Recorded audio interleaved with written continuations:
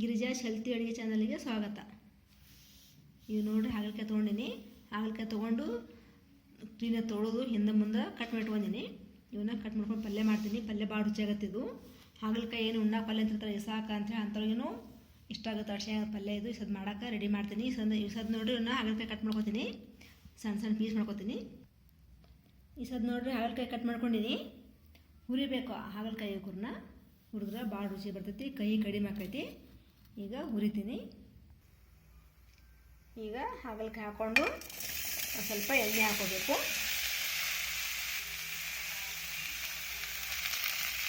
ನೀವು ನೋಡಿರಿ ಈಗ ಸ್ವಲ್ಪ ಎಣ್ಣೆ ಹಾಕೋತೀನಿ.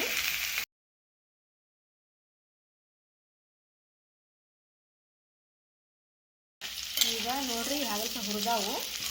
ಇಲ್ಲಿ ಸ್ವಲ್ಪ ಒಂದ್ಸಲ ಸೈಡ್ಸಿ ಒಗ್ಗರಣೆ ಹಾಕೋತೀನಿ ನಾನು. ನಿಮಗೇನು ಹಿಂಗೆ ಅನುಕೂಲ ಆಗ್ಬೇಕಂದ್ರೆ ಆಚೆ ತೊಗೊಂಬಿಟ್ಟು ಒಗ್ಗರಣೆ ಹಾಕೋರಿ. ಸ್ವಲ್ಪ ಎಣ್ಣೆ ಹಾಕೋತೀನಿ. ಎಣ್ಣೆಗೆ ಅಲ್ಲೇ ಸ್ವಲ್ಪ ಐತಿ. ಈಗ ಸ್ವಲ್ಪ ಹಾಕೋತೀನಿ. ಎಣ್ಣೆ ಭಾಳ ಹಾಕೊಳ್ಳಂಗಿಲ್ಲ. ಮತ್ತು ಒಗ್ಗರಣೆಗೆ ಸ್ವಲ್ಪ ಜೀರಿಗೆ ಹಾಕೋತೀನಿ. ಜೀರಿಗೆ ರುಚಿ ಬರ್ತವೆ ಭಾಳ. ಜೀರಿಗೆ ಈಗ ಹಾಕೊಳ್ಳೋದು.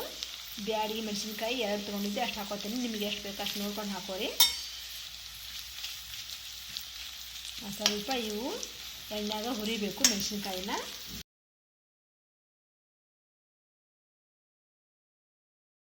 ಈಗ ನೋಡಿರಿ ಮತ್ತೆ ಹಾಕೋದು. ಒಂದು ಈರುಳ್ಳಿ ಕಟ್ ಮಾಡ್ಕೊಂಡಿದ್ದೆ ಅದನ್ನ ಹಾಕೋತೀನಿ.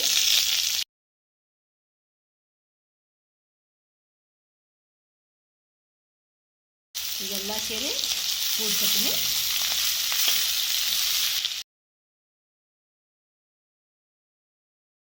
ಟೊಮೆಟೊ ಕಟ್ ಮಾಡ್ಕೊಂಡಿದ್ದೆ 2 ಅವನ್ನ ಹಾಕೋತೀನಿ.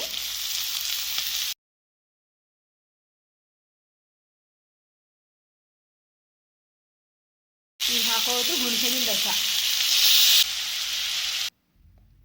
ಈಗ ನೋಡ್ರಿ ಹಾಕ್ಕೊಂಡಿದ್ದು ಉಪ್ಪು ಮತ್ತು ಬೆಲ್ಲ ಹಾಕ್ಕೊಂಡೀನಿ. ಹಾಕ್ಕೊಂಡಾದ್ಮೇಲೆ ಈಗ ಹಾಕೊಳ್ಳೋದು ಅರಿಶಿನ ಪುಡಿ ಮತ್ತು ಖಾರ 2 ಹಾಕೀನಿ.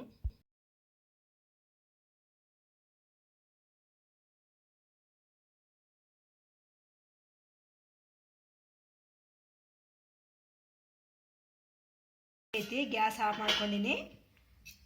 ಇನ್ನು ಸ್ವಲ್ಪ ಉಪ್ಪು ಖಾರ ಬೇಕಾದ್ರೆ ಹಾಕ್ಕೊಂಡು ಈಗ ಮಿಕ್ಸ್ ಮಾಡ್ಕೊಂಡು ಚೆಕ್ ಮಾಡ್ಕೊಂಡ್ಬಿಟ್ಟು ಈಗ ನೋಡ್ರಿ ಒಳ್ಳೆ ಹೆಲ್ತಿ ರೆಸಿಪಿ ಹಾಗಲಕಾಯಿ ಪಲ್ಯ ರೆಡಿ ಐತಿ. ಇದು ರೀ ಇನ್ನೊಂದು ಏನು ಡಯಾಬಿಟಿಸ್ ಇರ್ತಾರಲ್ಲ ಅಂಥವ್ರು ಉಣ್ಬೋದು. ಭಾಳ ಚಲೋ ಇದು ಪಲ್ಯ ಹೆಲ್ತಿಗೆ.